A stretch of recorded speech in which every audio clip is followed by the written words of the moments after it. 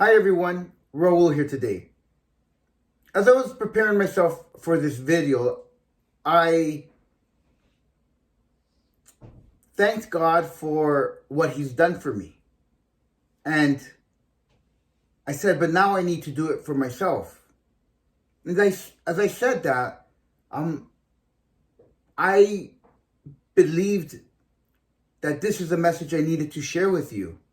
Because there are so many great people in our lives that mentor us, that have been there for us in the time of need. But they can't do it all for us. And sometimes we need to remember that.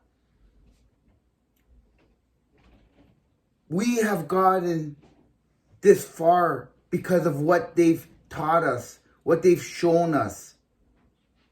They've given us strength. But the strength that they've given us is so that we can walk alone, so that we can complete our journey on ourselves, by ourselves.